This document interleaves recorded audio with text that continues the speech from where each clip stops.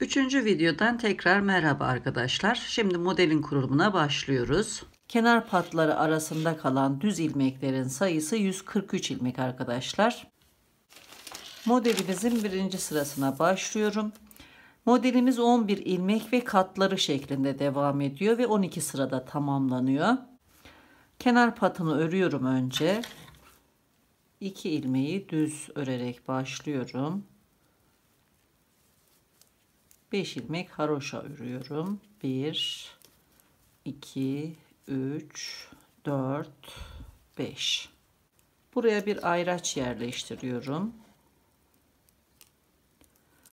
Bir tekrar yaptıktan sonra bir ayraç daha yerleştireceğim. Bu iki ayraç arasındaki işlemleri tekrar ederek devam edeceğiz.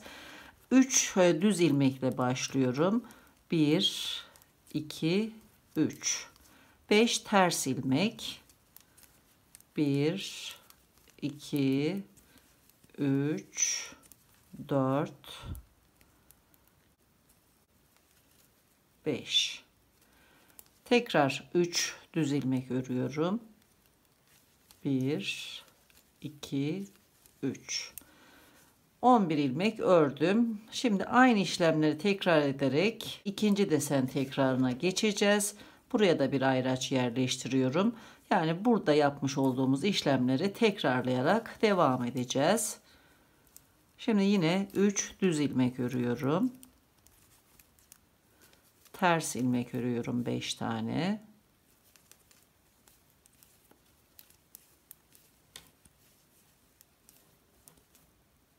Tekrar 3 düz ilmek. İkinci desen tekrarını yaptım. Şimdi üçüncü desene başlıyorum. 3 düz ilmek örüyorum. 5 ters ilmek. Devam edelim.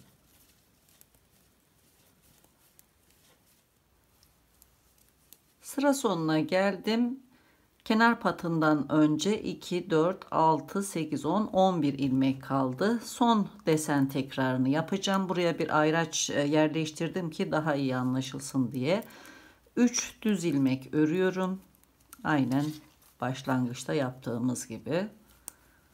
Daha sonra 5 ilmek ters örüyorum.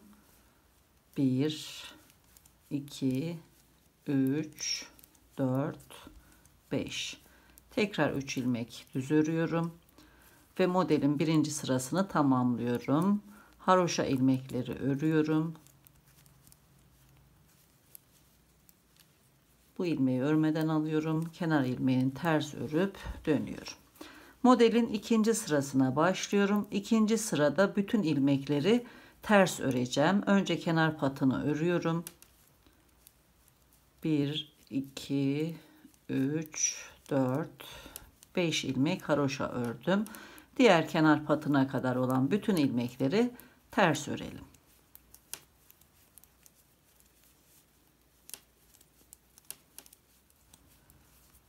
Modelin ikinci sırasını tamamladım. Kenar patı ilmeklerini örüyorum.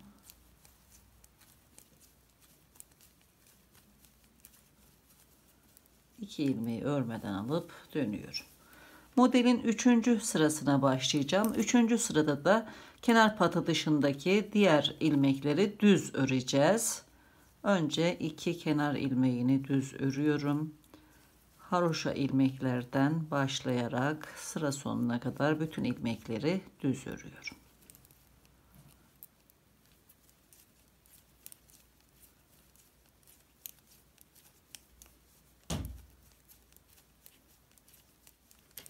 Üçüncü sırayı tamamladım. Kenar patı ilmeklerini örüyorum.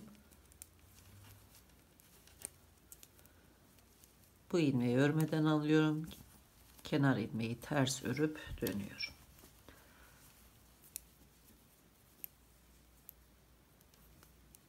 İkinci ilmeği ters örüyorum. Haroşa örerek devam ediyorum. Kenar patı ilmeklerini ördüm. Şimdi bir sıra düz öreceğiz. Ters tarafta kenar patı ilmeklerine kadar olan bütün ilmekleri düz örüyorum.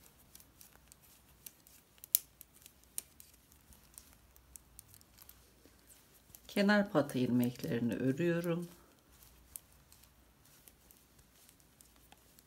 Son 2 ilmeği örmeden alıp dönüyorum. Modelin 5. sırasına başlayacağım. Bu sırada ilmek eksiltip artırmalar yapacağız. Önce kenar ilmeklerini örelim. Düz olarak örüyorum. 5 ilmek haroşa örüyorum.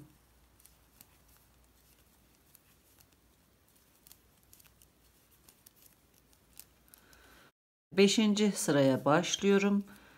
İlk 2 ilmeği birlikte düz örüyorum. İlmeğin yönü sağ tarafa bakıyor. Yine sıradaki 2 ilmeği birlikte düz örüyorum. Bir ilmek daha eksilttim. Aynı şekilde ilmeğin yönü sağa bakıyor. Şimdi bir dolama yapıyorum. Bunun için ipi ön tarafa getiriyorum. Bir düz ilmek örerken bir dolama yapıyorum. Bir ilmek artırdım. Tekrar bir dolama yapıyorum. Bir düz örüyorum.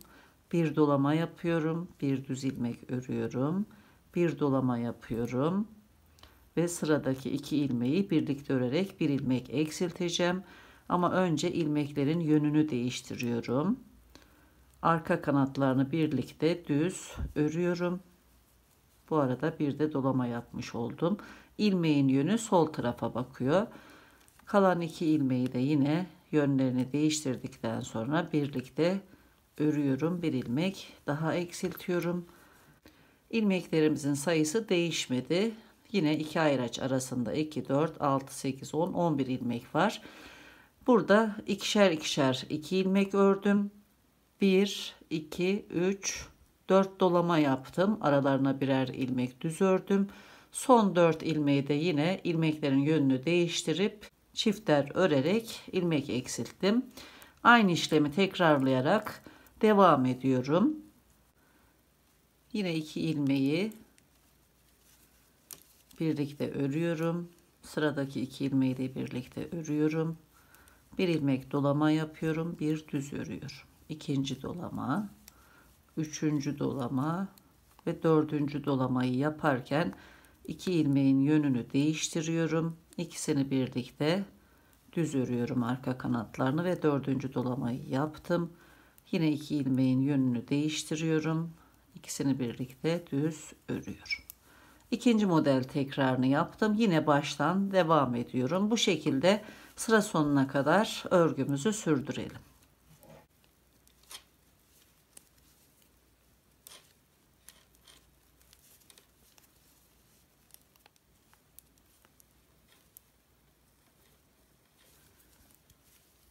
Son 11 ilmeği çalışacağım. Yine modelin başından başlıyorum. Sıra sonunda 2 ilmeği birlikte örüyorum. Bir ilmek eksilttim. Yine aynı şekilde 2 ilmeği birlikte örüp bir ilmek daha eksiltiyorum. Birinci dolama, ikinci dolama, üçüncü dolama, dördüncü dolamayı yaparken 2 ilmeğin yönünü değiştiriyorum. Arka kanatlarını birlikte örüyorum. Bir ilmek eksilttim. 2 ilmeği yine yönlerini değiştirdikten sonra arka kanatlarını birlikte örüyorum. 5. sırayı tamamladım. Haroşa ilmekleri örüyorum. Bu ilmeği örmeden alıyorum. Kenar ilmeği örüp dönüyorum. 6. sıraya başlıyorum. 6. sırada bütün ilmekleri ters öreceğim. Önce kenar patı ilmeklerini örüyorum.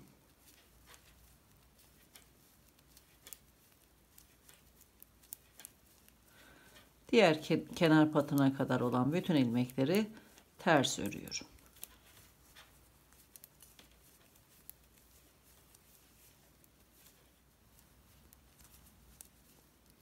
Altıncı sıranın sonuna geldim. Kenar patı ilmeklerini örüyorum.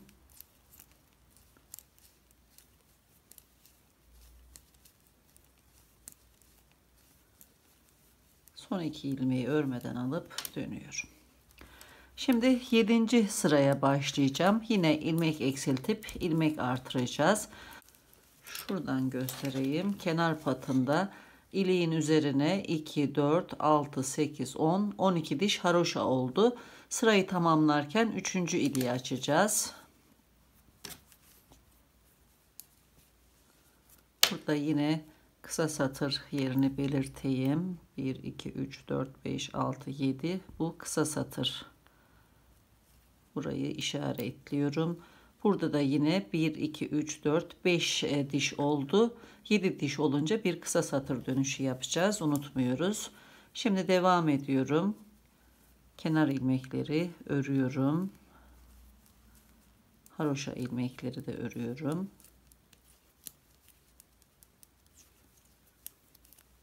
Yedinci sıraya başlıyorum. Aynen 5. sırada yaptığımız işlemleri tekrarlıyoruz. 2 ilmeği birlikte örüyorum. Bir ilmek eksilttim. Aynı şekilde 2 ilmeği birlikte örüp bir ilmek daha eksiltiyorum. Bir dolama yapıyorum. Bir düz örüyorum. Yine 4 dolama yapacağım. Birinci dolama, 2, 3, dördüncü dolamayı yaparken ilmeklerin yönünü değiştiriyorum. 2 ilmeği birlikte örerek bir ilmek eksiltiyorum ve dördüncü dolamayı yaptım. Yine 2 ilmeğin yönünü değiştiriyorum. İkisini birlikte örüyorum. İkinci model tekrarına başlıyorum. Aynen buradan yaptığım işlemleri tekrarlayarak devam ediyorum. İkişer ikişer örüyorum ilmekleri. 4 dolama yapıyorum. Aralarına birer düz örüyorum. Birinci dolama, ikinci dolama, üçüncü dolama, dördüncü dolamayı yaparken ilmeklerin yönünü değiştirip arka kanatlarını birlikte örüyorum. Aynı şekilde bir kez daha 2 ilmeğin yönünü değiştirip arka kanatlarını birlikte örüyorum. Devam edelim.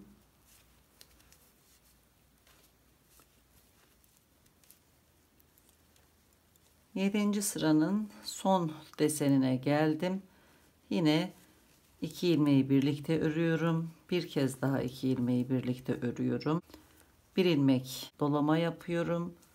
Bir düz örüyorum. İkinci dolama, üçüncü dolama, dördüncü dolamayı yaparken ilmeklerin yönünü değiştirip ikisini birlikte örüyorum. Yine 2 ilmeğin yönünü değiştiriyorum. Arka kanatlarını birlikte örüyorum. Şimdi üçüncü iliği açacağım. 1 2 ilmek haroşa örüyorum. Bir dolama yapıyorum. Sıradaki 2 ilmeği birlikte örerek bir ilmek eksiltiyorum. Üçüncü iliği açtım. Bir ilmek haroşa örüyorum. Bu ilmeği örmeden alıyorum. Son ilmeği de ters örüp dönüyorum. İlk ilmeği örmeden kaydırıyorum. İkinci kenar ilmeği ters örüyorum. 5 ilmek haroşa örüyorum. 1 2 3 4 5. Şimdi 8. sıraya başlayacağım. Bir ilmek düz öreceğim. 9 ilmek ters örüp bir ilmek düz öreceğim. İlk ilmeği düz örüyorum. 9 ilmek ters örüyorum. 1 2 3 4 5 6 7 8 9. Bir ilmek düz örüyorum. İkinci modele geçiyorum. Yine bir ilmek düz örüyorum. 9 ilmek ters örüyorum. 1 2 3 4 5 6 7 8 9. Bir ilmek düz örüyorum. Bu şekilde sıra sonuna kadar devam ediyorum. Son model tekrarına geldim. Bir düz örüyorum. 9 ilmek ters örüyorum.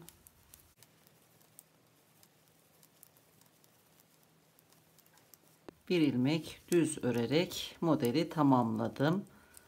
5 ilmek haroşa örüyorum. 1 2 3 4 5. 2 ilmeği örmeden alıp dönüyorum. Şimdi 9. sıraya başlayacağım. Bütün ilmekleri düz öreceğim. Önce ilk 2 ilmeği düz örüyorum.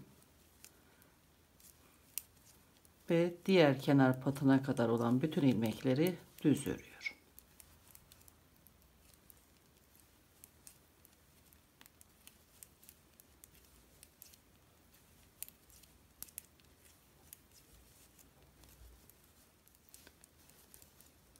Dokuzuncu sıranın sonuna geldim.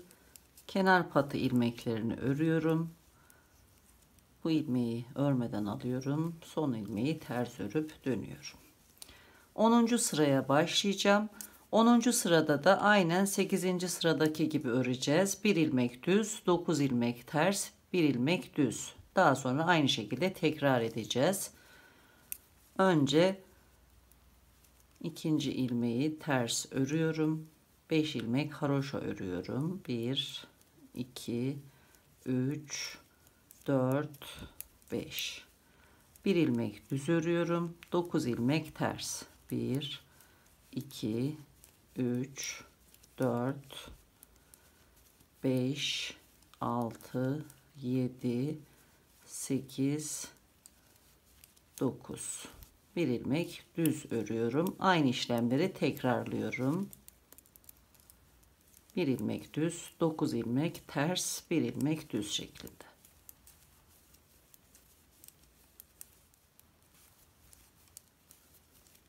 Onuncu sıranın sonuna geldim. Bir düz ilmek örüyorum ve 5 ilmek haroşa örerek devam ediyorum. 2, 3, 4, 5. Son 2 ilmeği örmeden alıp dönüyorum. 11. sıraya başlayacağım. Bütün ilmekleri düz öreceğim.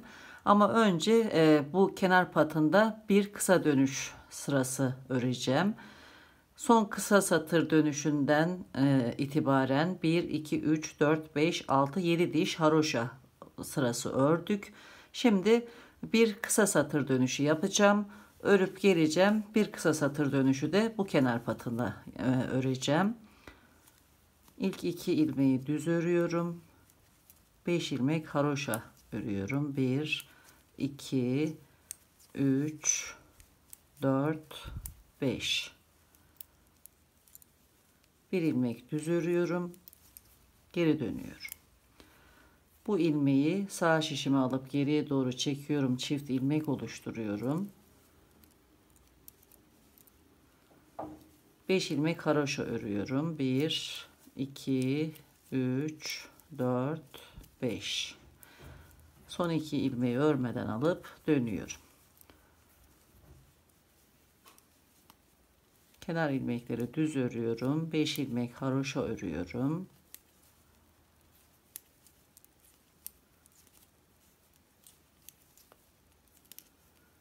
Diğer kenar patına kadar bütün ilmekleri düz öreceğim. Kısa satır dönüş ilmeğini örüyorum önce. Bütün ilmekleri düz örerek devam ediyorum. 11. sıranın sonuna geldim. Bu ilmeği örmeden alıyorum. Son ilmeği ters örüp dönüyorum. Bir kısa satır sırası da burada öreceğim. İkinci ilmeği ters örüyorum. 5 ilmek haroşa örüyorum. 1, 2, 3, 4, 5. 1 ilmek ters örüyorum. Kısa satır dönüşü yapıyorum.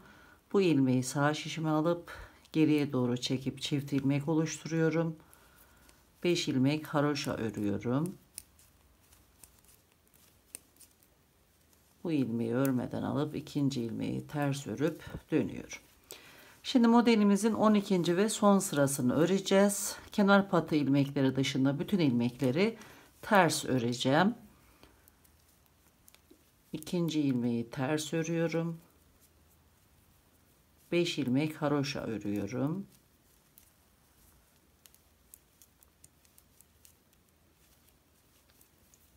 Kısa satır ilmeğini ters örüyorum. Diğer kenar patına kadar bütün ilmekleri ters örerek devam ediyorum.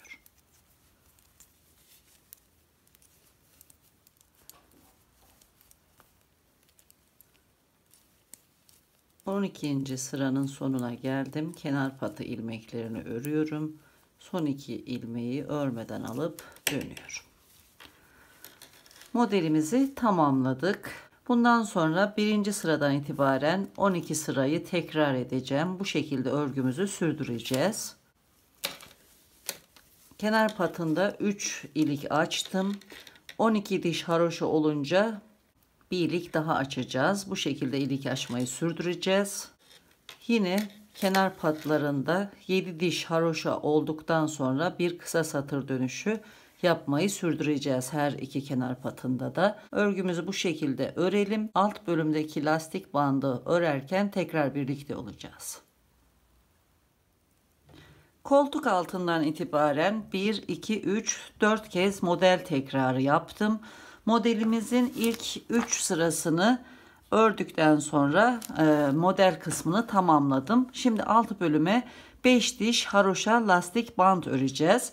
Kol altından son örmüş olduğum sıraya kadar olan uzunluk yaklaşık olarak 18 santimetre. İlik bandına da 1, 2, 3, 4, 5 ilik açtım. Her 7 sıradan sonra birer kısa satır dönüşü yaptım.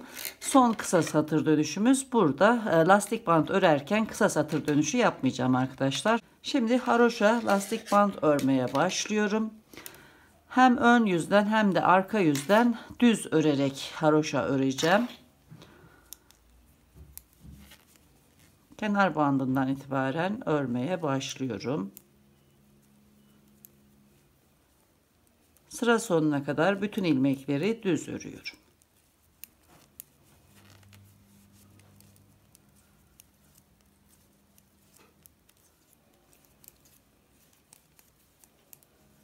Kenar ilmeklerini örmeden alıp dönüyorum. Lastik bandımızda bir diş haroşa oldu. 4 diş haroşa olacak şekilde 8 sırada haroşa örelim. İlmekleri kapatırken tekrar birlikte olacağız. Alt kenar bandında 1, 2, 3, 4, 5 diş haroşa oldu. Şimdi ilmekleri düz örerek kapatacağım. Önceki sırada örmeden aldığım 2 kenar ilmeğinin ilkini düz örecekmiş gibi örmeden sağ şişimi alıyorum. İkinci ilmeği düz örüyorum. Birinci ilmeği üzerinden geçiriyorum. Bir ilmek eksilttim. Sırayla ilmekleri düz örüyorum. Şişimdeki ilmeği ördüğüm ilmeğin üzerinden geçirerek ilmekleri kapatıyorum. Bu şekilde sıra sonuna kadar devam edelim.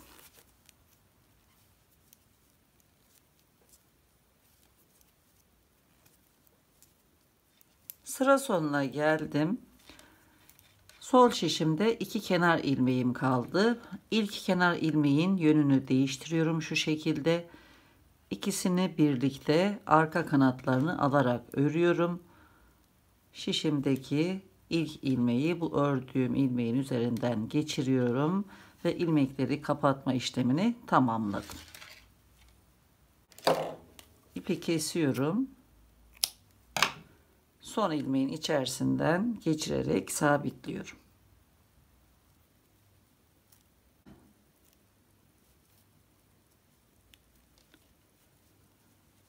Daha sonra ipi ilmekler arasından geçirerek gizleyeceğim.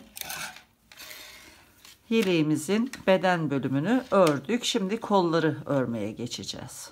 Kol ilmeklerini tekrar şişe aktaracağım. Buradaki farklı renk ipi çözüyorum.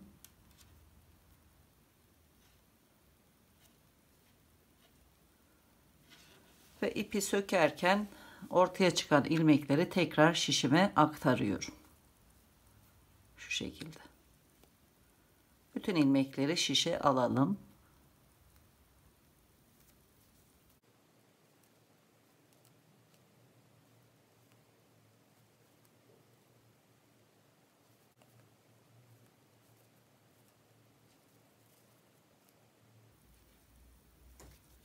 Yarısına kadar aldım. Şu şekilde şişimi çıkartıyorum. Daha rahat hareket edebilmek için devam ediyorum.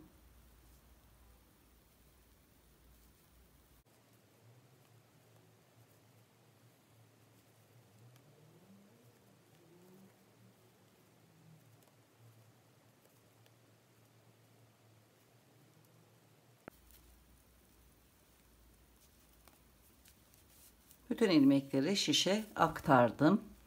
Şimdi örmeye başlayacağım.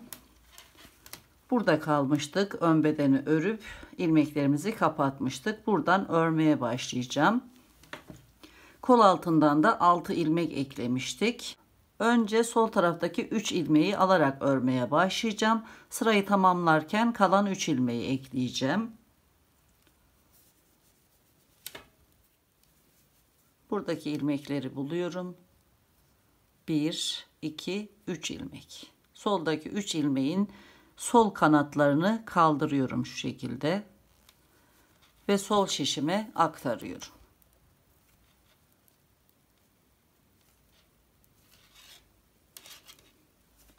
İpimi alıyorum, örmeye başlıyorum.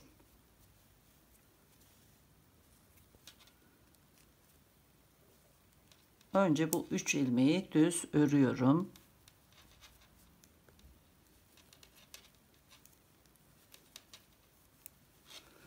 Sol şişimdeki ilmeklere geçmeden önce ön bedene eklemiş olduğum reklam hattı ilmeğini buluyorum. Bu ilmeğin kanadını alıyorum. Şöyle çapraz düz olarak alıyorum. Delik oluşmaması için. Buradaki sol şişimdeki ilk ilmekle birlikte ikisini örüyorum.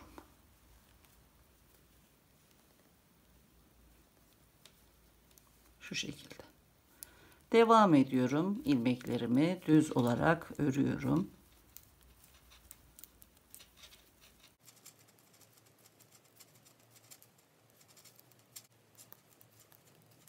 Sol şişimdeki ilmekleri ördüm. Şöyle çeviriyorum. Tekrar sol şişime ilmekleri yerleştiriyorum. Örmediğim ilmekleri sağ şişimi çekiyorum. Örerken tele ilmeği yaklaştırıyorum burada boşluk oluşmaması için. Kalan ilmeği örüyorum.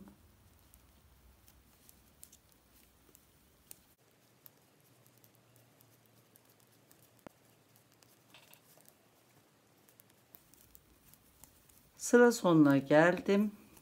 Son reklam hattı ilmeğini örmeden sağ şişime alıyorum. Burada beden için ayırmış olduğumuz reklam hattı ilmeğini buluyorum. Bu ilmeğimiz. Buradan şöyle ipi kaldırıyorum. Çapraz olarak ilmeği alıyorum. Örmeden bu şişe aktarmış olduğum ilmeği de alıyorum. İlmeğin yönünü değiştiriyorum. İkisini birlikte arka kanatlarını örüyorum. Burada da delik oluşmaması için bu işlemi yaptım. Devam ediyorum. Buradaki kalan 3 ilmeğimiz için de 3 ilmek çıkartıyorum. Yardımcı bir şiş alıyorum. 1, 2, 3 ilmek. Yine bu ilmeklerin sol kanatlarını alıyorum şu şekilde. Sol şişime aktarıyorum. Bu ilmekleri de düz örüyorum. Bir tur tamamlamış olduk. Tekrar şişimizi çekiyoruz şu şekilde. Bu şişi de çekip çıkartıyorum. İkinci tura başlıyorum. 3 tur daha düz olarak öreceğim. İkinci tura başlamış oluyorum. Yine ipimi şöyle çekiyorum. İlk ilmeği örerken tele yaklaştırıyorum.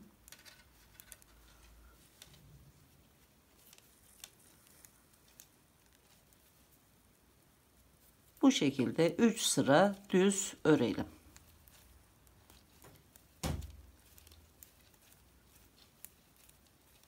Şimdi haroşa örgüye geçeceğiz. 3 diş haroşa ördükten sonra ilmeklerimizi kapatacağız. Yuvarlak ördüğümüz için bir sıra ters, bir sıra düz örerek haroşa örgüyü öreceğiz. Şimdi ters örüyorum. İlk ilmeği alıyorum ve ters örmeye başlıyorum. Sıra sonuna kadar bütün ilmekleri ters öreceğim.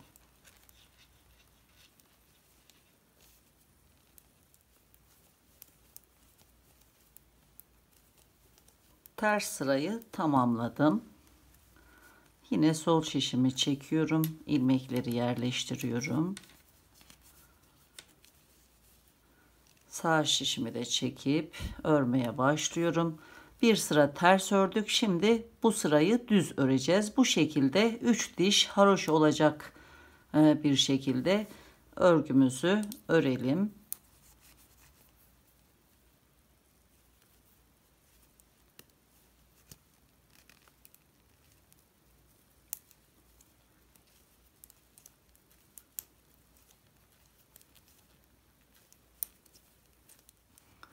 Bir, iki, üç diş haroşa ördüm. Şimdi düz örerek ilmekleri kapatacağım. Sıranın başındaki ilk 2 ilmeği düz örüyorum. Birinciyi ikincinin üzerinden geçirip bir ilmek eksilttim. Devam ediyorum. Sırayla ilmekleri düz örüyorum ve kapatıyorum. Devam edelim. Bütün ilmekleri kapattım. Şişimde bir ilmek kaldı. İpi kesiyorum. Şöyle ilmeğin içinden geçirdim. İki ucu birleştireceğim. Şöyle arka taraftan batıyorum ilk ilmeğe. İpi geriye çekiyorum. İpin çıktığı ilmeğe şöyle alttan batıyorum.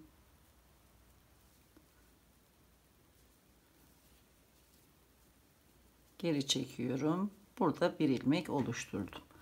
Daha sonra alt tarafta ipi sabitliyorum.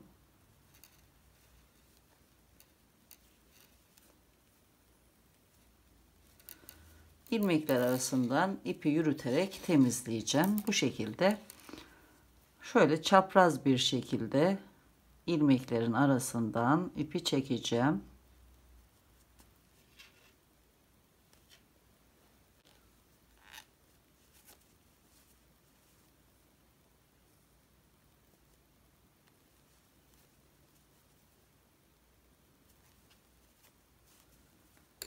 Fazlalığı kesiyorum. Bu şekilde. Yeleğin örme işlemlerini tamamladım. Şimdi düğmelerini dikeceğim, iplerini temizleyeceğim. Son halini sizlerle paylaşacağım. Yeleğin bütün işlemlerini tamamladım. Düğmelerini diktim. Yumuşatıcı katılmış suda bekletip duruladıktan sonra suyunu süzdürüp bir havlu üzerinde kurumaya bıraktım. Son hali bu şekilde. Bu da arkadan görüntüsü. Gayet yumuşak, şık bir yelek oldu arkadaşlar. Bugünkü projemizin sonuna geldik. Yeni projelerde tekrar birlikte olmak dileğiyle. Hoşça kalın, sağlıkla kalın.